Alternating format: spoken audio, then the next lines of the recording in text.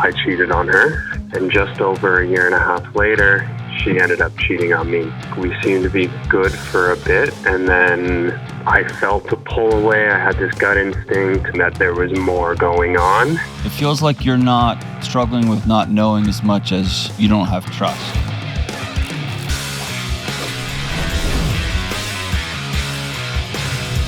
What's up, what's up, what's up? This is John with the Dr. John Delony Show. So grateful that you are with us, talking about marriage, emotional health, mental health, parenting, whatever you got going on in your life. Shows real people going through real challenges all over planet Earth. If you want to be on the show, if you're struggling in your marriage, you're struggling with your kids, you're struggling with your in-laws, I got you. Give me a buzz at 1-844-693-3291. It's 1-844-693-3291. Or go to johndelony.com/ask. A couple of housekeeping things. Don't forget, RamseySolutions.com/getaway. Getaway. Not runaway like the Great Killer song, but RamseySolutions.com/getaway for the Money and Marriage Retreat. It's going to be in October. Go there, get all the details. Me and Rachel Cruz, 100% chance it's going to sell out. It did last time, and half the tickets were already gone before the people from last year even left. Half of them bought tickets again. So we open up a few more VIP seats, which include like meet and greets and all this. The weekend you will come. We're going to talk about sex. It's like this show, except for you, right? For you. And with Rachel Cruz, we can talk about your money too, how to bring your marriage back together. Last year we had couples that were engaged. We had couples that found out somebody was not being a person of fidelity on the way to the event. We had people who were empty nesters. We had people from across the spectrum who just looked at their spouse and said, let's build something new. Or I love where we are. Let's imagine something. Or we are barely hanging on. And we need to know if we need to call her or not. This weekend is for everybody. It's in Nashville, Tennessee. Of course, we're going to have tons of fun, surprise guests like last time. And we're going to take it up a notch. So, RamseySolutions.com/getaway. And for those of you who are hitting subscribe and the like buttons, I'm super grateful. We're watching the numbers just go through the roof. Please, if you haven't done it, it takes 2 seconds. It doesn't cost anything. And it really makes a powerful difference if you'll just hit the subscribe button. Thank you so, so much. All right, let's go out to Montana and talk to Tony. What's up, Tony? Not much. Just living the great life. Are you sick of people moving to Montana looking for the great life? Well, sometimes it depends on what they're bringing with them. Well, I moved to Nashville, and they told me that there was a TV show called Nashville that made everybody want to move to Nashville. And then I guess there was a TV show about Montana, and I guess everyone's moving to Montana now. So there you go. There you go. I'm currently not in Montana. I'm a snowbird, so I'm really in Arizona for you're one of another them. month. Awesome. I'm one of them. All right. So what's up? How can I help? Well, do you want me to just read the question I have? You do it however you want to. Oh, okay. Well, my husband and I, we're empty nesters, as they say, and we don't, we try not to interfere in our adult children's lives and respect their boundaries. And unless they ask us for advice, then we'll give it. But I have one daughter-in-law who uses a parenting technique that just upsets me so much. It makes me sick inside or cry or both. What is it? She yells loudly and not very nicely at all. And she says that she knows that the kids love her, or she knows that that she loves the kids. And I know she loves the kids too. I mean, she's a good mom. And I don't know. She just says, my mom raised us that way and yelled, and we turned out okay. So what's wrong with it? Yeah, bull crap. Don't yell at your kids. It's an immature, childish, stupid way to parent. And I know there are people who are like, oh, gosh, I yell at my kids. And they'll do what your daughter-in-law says, which is like, no, this is the right way to do it. This is how I was raised. And then there's others that say, I know, I just can't stop. I used to have a ton of let's sit down and talk about it and let's go. No, I'm kind of done with that because I've spent 20 years working with kids, high school kids, college kids, on the back end of growing up in those homes, and they're emotional wrecks. It's wrong. So your gut instinct, your initial like watching an adult lose it on a child. Yeah, it's not fun. No, it's not. And so I'll tell you this. I was going to high five you, and then I have a bad habit of interrupting people, so I'm trying to get better about it. I was going to interrupt you and tell you, good on you for you and your husband saying, hey, these are our kids. We raised them, and then they married who they married, and we're not going to interfere with their lives. Good on you. That's awesome. I tell empty nesters that all the time, right? Trust your kids, let them out. And if they ask you, oh, yeah, I'll tell you. But if they don't ask you, they didn't ask you. Okay? Right. And then as adults, you all get to decide, do we want to be in this or not? I will tell you, if I'm at a supermarket and I hear somebody screaming at a kid, I will get involved. Not in what some, do you say to them? Not in some, I'll say, hey, stop. You mind your own bit. Stop yelling at that kid in this place. What are you going to do about it? I'm asking you to stop. I'm not going to get in a fight. I'm not 9, right? But I will, on behalf of a child, say something. Okay? Now, it may be that anger and rage comes towards me. Cool. At least it's not on that kid anymore. Right. So I tell you that to tell you this. I would have a direct, hard conversation with my son. Okay. And I would preface it with, you and your dad, you and your dad, me and your dad don't get involved. You know that me and your dad, we raise you, we trust you, we're letting it go. I cannot sit by and watch this happen again. Okay. Do you have anything I can tell them to read or have them read? Yeah, it's probably going to be a chiropractic textbook on how to get a spine. For me. No, not for you. I'm talking about for him. I know. I need to grow a backbone and stand up for them. Here's the deal. Nobody's taking care of those kids. They need some adult in their life to stand up and say, hey, this isn't okay. And by the way, for those listening, Tony, one time on the internets, on social media, I posted, never lie to your kids. Right. And then later on, I posted something about because the whole thing filled up, all the comments filled up with questions about Santa Claus. So I posted something about, don't steal that from your kids. There's a difference between lying to your child and participating in a cultural game, right? Right. There's just a difference. And if you can't see that difference, God help you. Right? In the same way, what I hear you describing is not raising your voice to keep a kid from getting, because I've written about this too. Don't ever yell at your kids. And there's always some guy that's like, oh yeah, if they're just going to get hit by a truck, you're just going to, no, of course. If my kid's going to get hit by a truck, I'm going to scream my lungs out. Right? Right. When there was almost a really dramatic physical altercation that one of my kids wandered into and didn't realize what was happening, yeah, I got real loud. Right. Right? So yes, what I'm talking about is repetitive, systematic, childish, immature ways of trying to control kids' behavior by screaming at them and causing their nervous system to hit pause so that the adult in the room can feel powerful and back in control. And that's what I hear you describing. Yes, that's what it is. Okay. Those kids are desperate for some adult in their life to reach in and say, I'm here. Because their mom's not doing it. And your son needs to grow a backbone because he's not doing it. Yeah. We don't live in the same city as they do. We're about 5 hours away. Okay.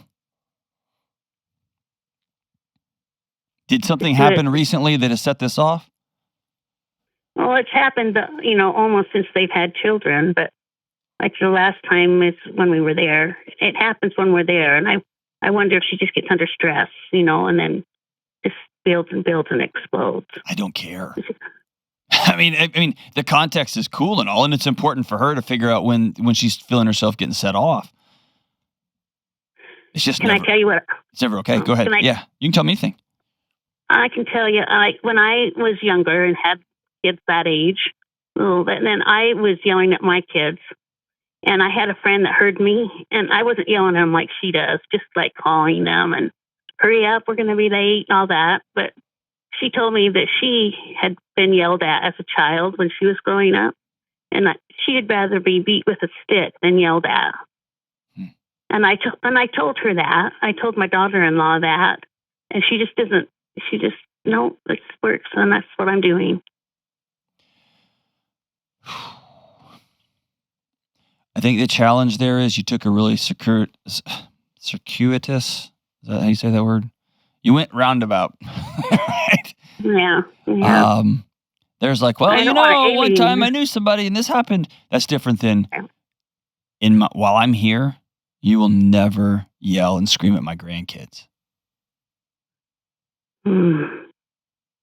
They don't deserve that. And by the way, honey, you didn't either. Now, when you do that, that's a declaration of war. And she probably is going to tell her husband, your child, I don't want your mom here. Yep. You know what? I'll sacrifice my friendships on behalf of some kids. Because if they're my true friends, if they're my true family, my true people I'm connecting with, they'll understand.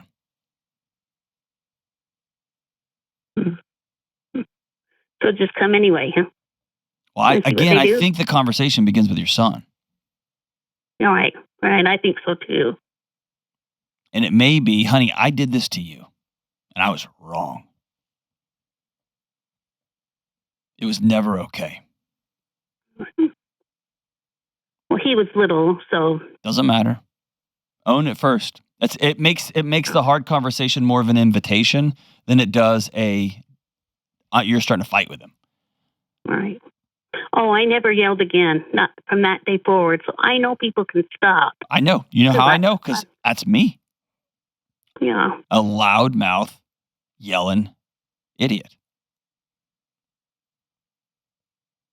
Yeah, I never did again.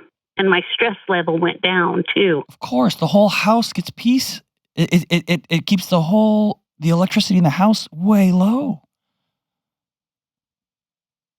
Because what happens is, here's what happens over time. Your kids learn that it's our job to make sure mom doesn't feel a certain way. Because when mom feels a certain way, she goes bananas. Yeah. Physically or psychologically and emotionally. And that isn't their job. Their job is to be kids. That's the adult's job. Never yell at your kids. What about shaming? Well, no, of course not. No. I mean, what's that going to solve? Give me an example of shaming. So, like making them put their nose on the wall or the window at a restaurant if they misbehave. Oh, jeez. Yeah, I mean, it's... yeah, bad. Man. Whew. Yeah, no, not super effective. No. I mean, my heart breaks for this woman because she is clearly in a game without the tools to win, without the tools to be successful. The kids are good, though. I mean, they're polite and well-behaved. Yeah, and you know what? Everything in my life changed when Dr. Michael Gomez, a psychologist, told me once, hey, John, straight A's can be a trauma response, too. Yeah. If kids know mom's going to shove their face up against a piece of glass in a public setting, if mom's going to scream and yell in public, mom's going to scream and berate me in my own safe home, you're damn right I'm going to do everything perfect because that woman's crazy. They're not doing right because they've learned some character lessons. They're not doing right because they innately understand dignity and respect. They're doing right to keep their necks. For fear, out of fear. Yes. And by the way, if you raise kids who are scared of you, you don't teach them to think for themselves. You don't teach them strength and resilience and grit. You teach them how to duck their heads and get out of the way. And when you have an entire culture raised on fear like we do, you have a whole culture that just ducks their head and looks away. And then it lets the bad guys in power do whatever the crap they want. So I want kids to challenge me. I want my son and daughter to respectfully, in the right way, challenge me. Because I'm teaching them not just to take everything and just have it shoved down their throat. I also am not going to scream and yell and belittle my kids as a way to flex on them. You know why? I don't need to flex. I'm bigger than them. I'm their parent. Right? Right. And that means I have to work really hard to not ever get out of control. And that means I have to make sure my marriage is good. That means I have to make sure I'm sleeping. That means I have to go see a counselor sometimes. That means I have to journal. That means I have to not owe people money so I don't feel stressed all the time. I got to do those adult things so that I can be the adult with my kids. That's my job. And that's her job. Yep. Yes. And that's your son's job. You, my friend, are going to have to, I think some of your fear about having this conversation comes from your own shame about how your son's handling this. You got to let that go. It's not on you. Okay. Okay? Okay. You got to let that guilt go because that guilt is keeping you from intervening on behalf of those kids. And by the way, both your son and your daughter-in-law may look at you and say, we don't give a crap what you have to say. And you may be sacrificing, in the short term especially, being able to see those kids. It's still the right thing to do. They need an adult in their life.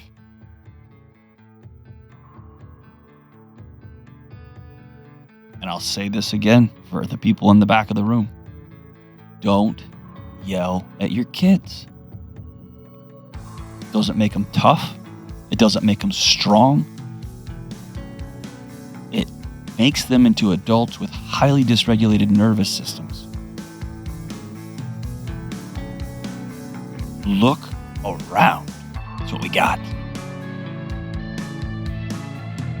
Don't yell at your kids. Thanks for the call, Tony. Thanks for the call.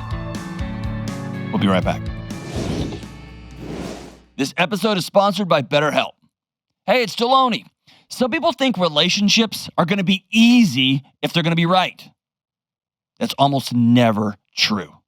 Great relationships get that way because both people put in the work to make them great.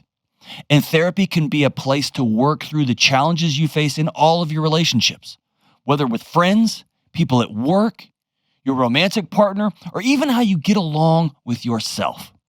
So if you're thinking about starting therapy, I want you to try BetterHelp. Because therapy isn't just for people who've experienced trauma. It's great for building skills so you can be the best version of yourself. So you can show up in those relationships and do your part to make the relationship great. BetterHelp is completely online, so it's flexible enough to fit your schedule. Just fill out a short questionnaire to get matched with a licensed therapist, and you can switch therapists at any time for no extra cost. Find the path forward to make all of your relationships incredible. Visit BetterHelp.com/Delony today to get 10% off your first month. That's BetterHelp, HELP.com/Delony. All right, let's go out to Toronto and talk to Steven. Hey, Steven, what's up, man? Hey, Dr. John. How are you doing? I'm doing all right, brother. What's up? Yeah. Quick backstory. So basically, me and my wife, we've been married 5 years now. We have 2 kids. Right around after the second kid, I cheated on her, and we kind of committed to the whole rebuild something new, had a counselor, did all that stuff. And just over a year and a half later, she ended up cheating on me.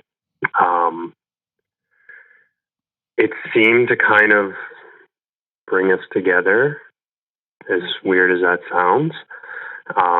But like, we seemed to be good for a bit, and then just I felt to pull away. I had this gut instinct that she was pursuing a relationship. Like, I don't know what happened, but like, it just was this gut feeling that there was more going on. I never ended up finding it out. We're now at a point where she kind of, we took some time apart. We came back together. It was like, okay, let's make this work. Let's do this.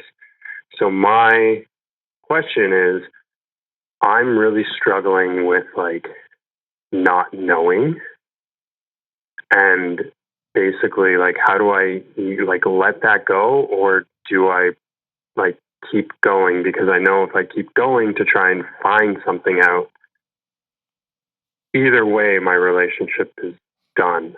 Yeah, it's not. Tell me if I'm wrong. It feels like you're not struggling with not knowing as much as you don't have trust. The trust has come back.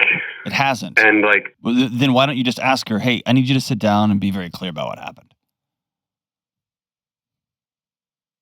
Because I don't know what my response would be to that. And I think that's what I'm mostly scared of. You know. What is it? If you find out she lied to you during that time, are you done? And that's what I think I'm Steven, just stop struggling. Own it. Okay. Stop struggling. Like, you see what I'm saying? Like, you're like kind of just dripping into like molasses. Like, stand up. If you found out that, okay, you cheated on her, y'all went through counseling, you did everything, and then she cheated on you. Did she say it's a one-night stand? Was it like a weekend hookup? Was it like a small couple weeks? Like, what was it? She said it was a one night, like it was a one night stand. Like, it just was out drinking with friends and met up with an old friend and, ended up at a hotel together? Okay. Things happen. Yeah. Then did she come home and tell you about it? Did you find out? Found out. Okay. You found out. So she lied to you and she cheated on you. Yes. And you found out.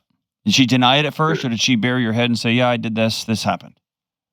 No, she lied. Okay. So then at some point you said it pulled you back together. That happens in a weird way, and you described it good. Like, it felt, as weird as that sounds, I think is what you said, or as awkward as that sounds. Mm-hmm. For a minute, there's a leveling of the teeter-totter.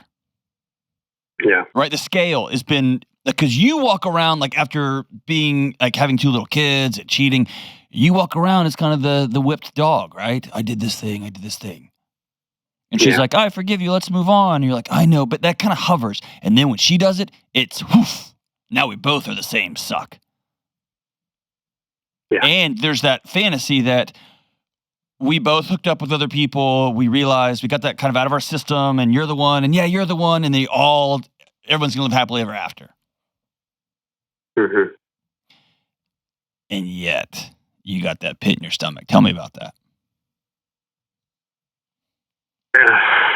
Again, it's Steven, stop. Get out of the syrup. What's the gut tell you? The gut tells me something happened, and it was going on for an extended period of time. Where does that gut feeling come from? Her flipping her phone over every time you walked in the room for weeks on end? From text messages she was deleting? From where's that come from? Your own insecurity? Where's it coming from? It was reactions, and it was just a shift in behavior.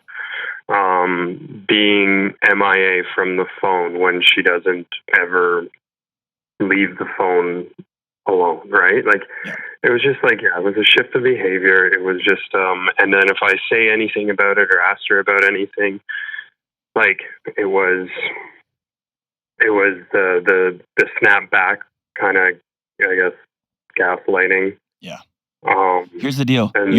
You're lying to yourself when you say that trust is back. It's not. You don't trust this woman as far as you can see her. You don't. Right. And you know what's on the other side of that, of the truth. You know that you can't stay.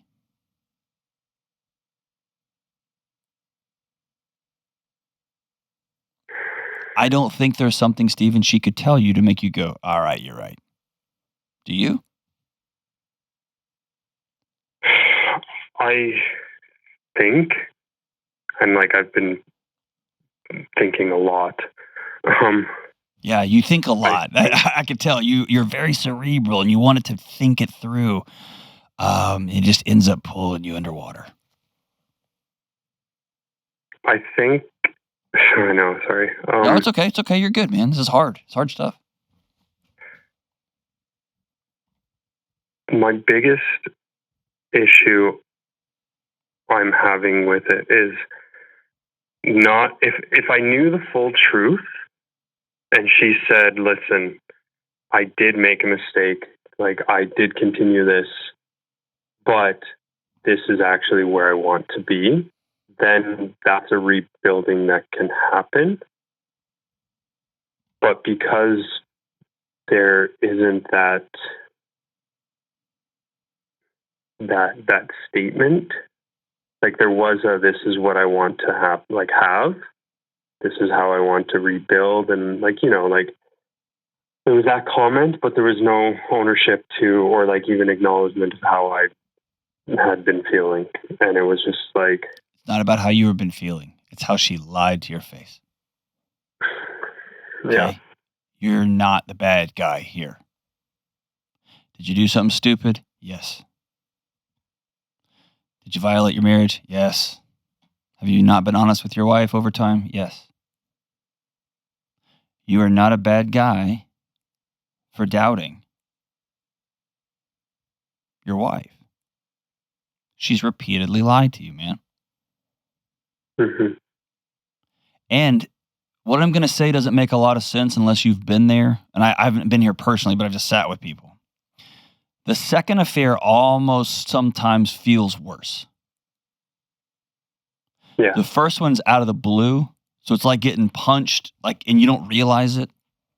Right? I mean, you don't know it's coming, and it's just a side swipe, like a sucker punch. Mm-hmm. But you go through 2 years of counseling and rebuilding, and all that gets thrown away for a drunken night in a bar? Really?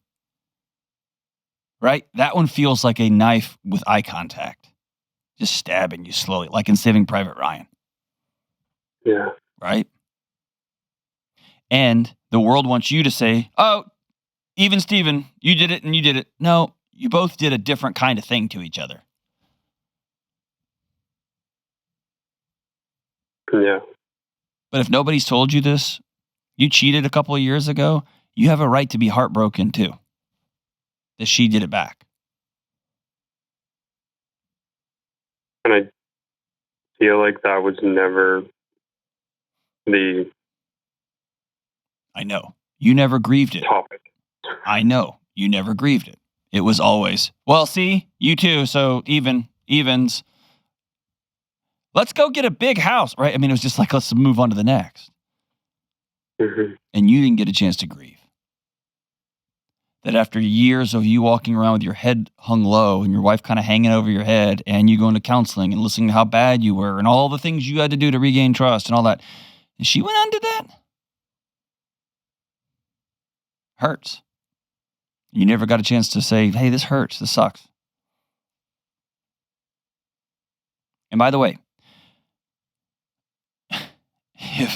dude, I'm saying this with a smile on my face. If you were here, you would know I'm smiling with you, okay? Not at you, I'm with you. But Mm-hmm. you've talked yourself into this loop. If I could just go by the bank and ask them for $2.5 million, I could finally go to Nashville and get me a nice 3-bedroom house. Because houses are stupid expensive here. But that will never happen because I don't have $2.5 million in my account. Similarly, your wife just wants to build the next thing. Let's just go do the next thing. And you're saying, hey, we don't have any money in that account. We can't go do that next thing until we settle up here. And you know, if she's honest about the settle up, that's going to change what the outcome is. Fair? Yeah. Okay. The only way this thing gets solved is if you stop walking around like a whipped dog. Stand up tall. You messed up. You owned it. Cool. We have to be completely honest before we can move forward. And I don't think you have. Not you, but her. How does this all play out? Just like this. You sit down and say, here's what I need to rebuild trust. And maybe you say, I haven't been trustworthy because I haven't dug in and I don't fully believe you. And I'm sorry to say that out loud, but I'm struggling with trust. I need to know what happened. And I've been in multiple situations sitting with people in this kind of madness when someone says, I don't know if I believe or if I trust, and that person just whips their phone out. Go through it all. Here you go. Here's my emails. Go. Yeah. Let's go through phone records. Done. I'll go print them off. And then there's the other one, which is like, you're not looking at my phone. No way. If you don't believe me, then how can you? And it gets all dumped on you, right? As though you're the problem. Yeah. Yeah. Yep. You're not the problem. But I think you have to get really radically honest with, I can't move forward without trusting you. And I'm not going to be able to trust you until the following things, trust is reestablished. And here's what that's going to mean. I need to see your phone. I'm going to show you my phone. We have to answer each other's calls when they come. We have to fill in the blank, let each other know where we are, because we have a relationship that has zero trust. We have a house with no foundation on it. And so, part of rebuilding trust is I need to know exactly what happened. Because the thought that we went through all that counseling, all that pain, all those tears, all that hurt, all that, are we going to stay together? And you just got drunk at a bar and hooked up with somebody? I don't know about that. Doesn't feel right. Doesn't feel right. Because if that's the case, the counselor that y'all worked with and that new house y'all built, that new house was built out of paper, and it was a beach house right by the water. It couldn't withstand nothing. Whew.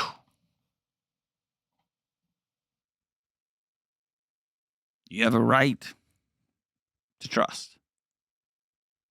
You have a right to ask hard questions. You have a right to be told the truth inside your marriage. It's the only way it works, man. But I want you to stand up tall. Write down today, here's what I need to reestablish trust. And I want you to tell your wife, hey, I know we've had a bunch of these over the years. I want to have a all cards on the table conversation. Let's do it Friday. Let's get somebody to watch the kids. And we're going to be two adults. We're going to sit down at the table like grown-ups. And we're going to put all the cards on the table. Because I'm struggling with trust. And I've written out a list of things that I need to reestablish trust. I asked you to do the same. What can I do for you to reestablish trust? And we're going to sit down and we're going to put all the cards on the table. Give that a shot. If she says no, that might be your answer. And I hate that for you. Hopefully she says, I'm all in. Here's all cards. That's my hope, brother. Let me know how it goes.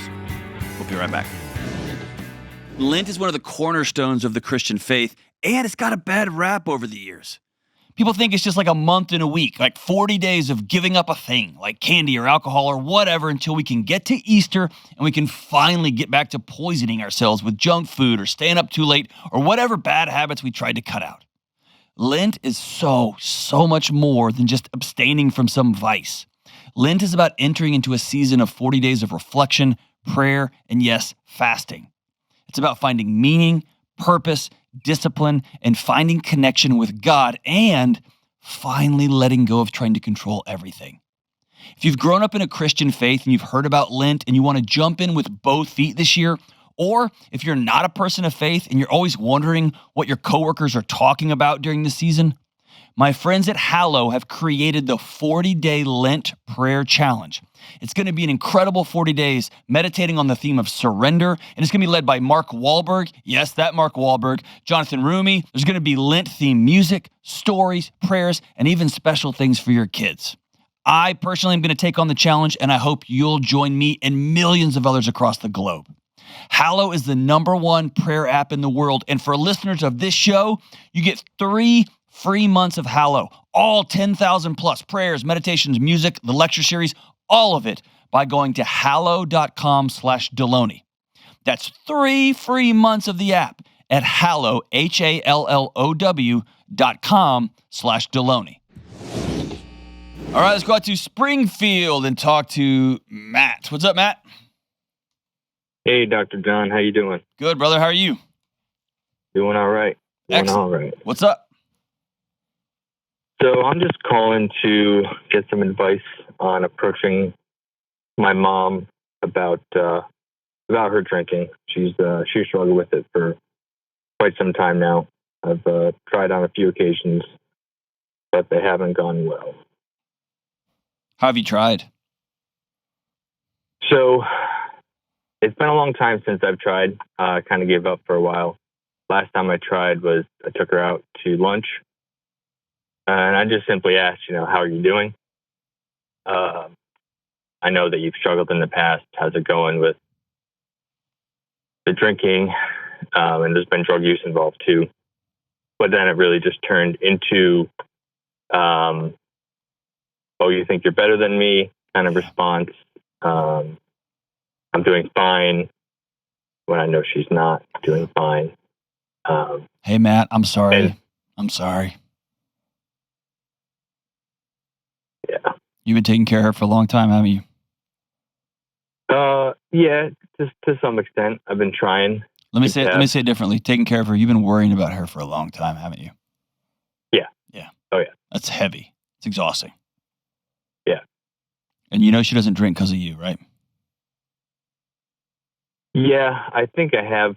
Matt! She doesn't drink. She doesn't drink because of you. Right. How old are you, man? Yeah.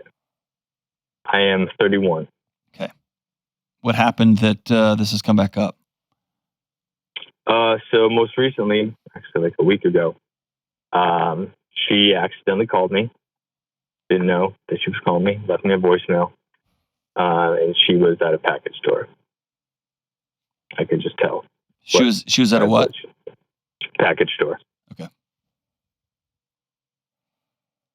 And I haven't brought that up to her that happened. Yeah.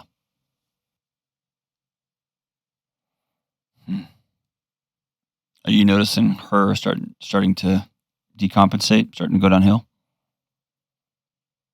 I mean, to be honest, she hides it well. She's a very anxious person. Her personality is very loud. But I can tell when she's had a few. I can just tell her demeanor changes a bit. Are there ways that you don't have to interact with her? Is she a part of your life? Yeah.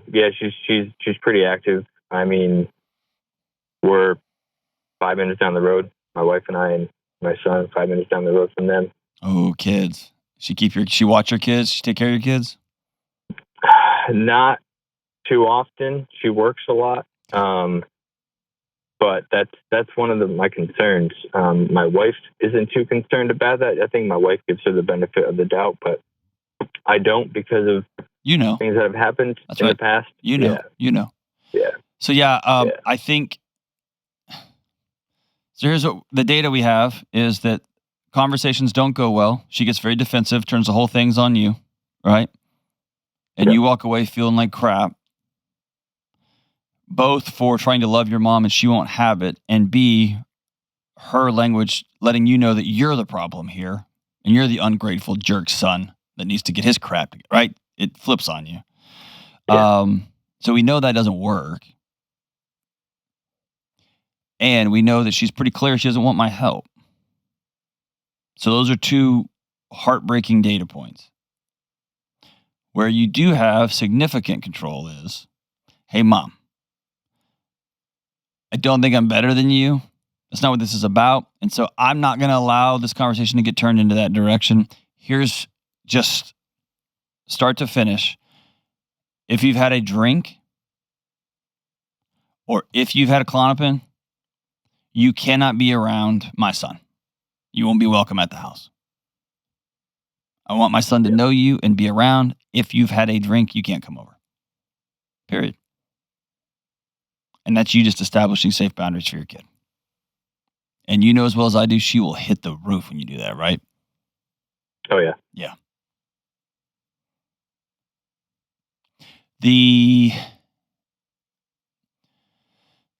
Like if you were going to run a script by me before you sat down with somebody that you love that's struggling with alcohol or with drugs, your previous script of sitting down and going, hey, man, how's it going? Like, I noticed you've had this challenge in the past.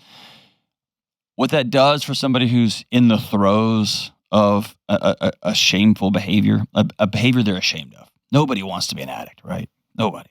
Right. You give somebody an avenue out.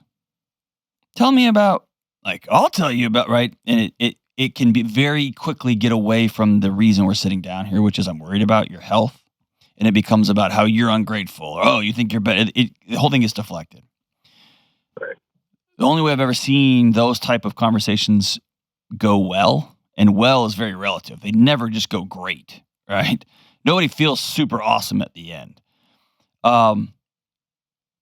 Is a very direct and to the point. Mom, I can tell you're drinking a lot. I'm very worried about you. I do not think I'm better than you. I don't want to go to your funeral yet. If and when you're ready to get help, I'm here. And I love you. And one of those is like, hey, let's talk about it. The other is I am from a position of both feet on the ground, anchored into reality. I'm letting you know that I see it and I love you. And when you're ready for support and help, I'll be here. Until then, I'm going to draw boundaries. Yeah. You see the difference there? Yeah, I do. And one of those is what somebody who struggles with addiction is very, very, very, very, very good at often is twisting reality just a little bit, wiggling out of situations, saying, look over here, look over here. When you take that away, I see you, I know, and I'm here when you're ready. Bye, Felicia. When you lay it out clear, it doesn't give anybody any place to hide. Other than they got to come over the top of you. How dare you? That's fine. You can do whatever you want. Yeah. Right. And maybe even an extra, I know you don't want to be here. And I hate it for you. But you're not asking for my help. Cool. The day you do, I'm here. But until then, boom. None of this is easy. And I'm sorry, man. Do you have brothers and sisters? I do. 2 sisters and a brother. Where are they on this? Yeah, so my brother still home. He's 10 years younger. He's been in the thick of it. Like, he's obviously seeing more of it on a day-to-day basis than I do. He's just kind of fed up and ignores it, puts it to the wayside, and is not home as much as possible. Does that mean he's 21? Why doesn't he move out and get his own place? I know. I'm on him about that. Okay. There's probably a part at 18. Well, there's probably a part of him that's been taking care of your mom for a long time. Yeah. That sucks. That's a sick circle, man. Oh, I hate that. Yeah, it's tough. Sisters, where are they? They're in town too. Okay. They're all around, but they're kind of just living their own lives. Yeah. Okay. Maybe it's a conversation with all 4 of them. All 4 of y'all. Yeah, we've had some conversation. I mean, we've tried to do the intervention thing. Everybody sit down, try to talk it out, but kind of went the same way I described earlier. Yeah. But they all know. They all know, and they all feel the same way I do. Sorry, man. I guess the only comfort I can give you is there's no easy path out. So if you're looking for that doesn't exist. Yeah. And so it's just kind of like knowing, all right, if I'm going to improve my squat, I've got to just start lifting heavy weights. There's not like an easy way to do it. Right. Similar, if I'm going to keep me and my wife and my child safe, and I'm going to protect my home, and I'm going to let my mom know when she's ready, I'll be there. Then there's only a hard path forward. Yeah. I hate it for you, brother. If she ever wants to call the show, I'd be happy to talk to her. She's not going to want to. We had that woman a few weeks ago who called into the show and checked herself into a treatment program. I was really, really proud of her. It's amazing. But not everybody's ready for that. And again, the problem with addiction is it works. It keeps the outside pain at bay for a bit. And it works until it destroys everything. Sorry, man. But don't ever forget, she doesn't drink because of you. And you may ask, why won't she get sober for me? Whew. That's a whole other conversation. Sorry, my brother. Let me know how the conversation goes, man. I'll be thinking about you. We'll be right back. Hey, what's up? Delony here. Listen, you and me and everybody else on the planet has felt anxious or burned out or chronically stressed at some point. In my new book, Building a Non-Anxious Life, you'll learn the 6 daily choices that you can make to get rid of your anxious feelings and be able to better respond to whatever life throws at you so you can build a more peaceful, non-anxious life. Get your copy today at johndelony.com. All right, we're back with a new installment of Am I the Problem? Go for it, Kelly. All right, this is from Avery in Needville, Texas. Am I the problem? My wife and I are expecting our first child in June. She wants her mother to come stay with us for about a week following the birth. However, I see this as a challenge that the two of us need to overcome together and a private bonding experience for our new family. She tells me this is common, and I feel guilt-tripped for denying her mother's help. Am I the problem? I think so, yes. I think he is seeing this problem from one side and not the other. Maybe I'm out to lunch. What do you think? I don't think, given what I know now about bringing a baby home, all I can say is, whoa. Yeah. I didn't know about all the gauze and stitches and staples and things. Yeah. And I didn't know about any of that stuff. I didn't realize, you can't just get up and go. I didn't know any of that. So I'll bring all the help. I just think he doesn't know, and he's got this romantic notion of they're going to come home and it's going to be this beautiful time, and it very well may be, but it very well may not be. And can we just say this? This has never been a question asked before in human history. Ever. The fact that this is a thing, no other family, no cousins, no grandmas, no moms, no dads. No, it's just us in our little cove, and we're going to do this thing together. Our bodies aren't designed for that. Yeah, I mean, it's been, it's only been in the last 50, 60 years that we've even done births in the hospital and not at home with the family around. Everybody, everywhere. Yeah. Yeah. And, that there was mothers and cousins and sisters, and because that's how life happened. Yes. Yeah. And there was one room in the house. Right. And everybody in the club was there. Everybody. Yeah. And so, no, dude. And now, I will say, not everybody in the club gets to come in the delivery. No. So if mother-in-law I'm going to be, no. Yeah. No. So that's cool. I'm all about that. Right. The delivery is, there's enough people in there. Like 1,000. 1,000 people. Yeah. But when it comes to that, man, take the help. And if he is feeling less than, stop. That's ego, dude. That's ego. Yeah. And I don't think he's the problem. I just don't think he has any idea. And how could you? You can't. You can't have any idea Yes. of just take the help because you're going to need it. Be grateful for it and take the time to get some sleep and to pamper your wife a little bit while grandma helps with the baby. And do this. I'm going to offer a radical suggestion to all the husbands out there. If your wife is about to bring a human into the planet. And she says, the following 2, 5, 9, 14 things would make this better. That's not the moment for you to go, I don't think so. I think that's when you go, got it, I'm on it. Yeah, and I think it would also be different if he said she's going to come stay with us for a month or 2 months. It was a week. And also, maybe mother-in-law's the worst. The worst. I would say, as the great Taylor Swift says, shake it off. Move on. You won't remember that first week anyway. No, it's just a blur. Nobody does. Yeah, You just remember quick glimpses of how great your life used to be, right?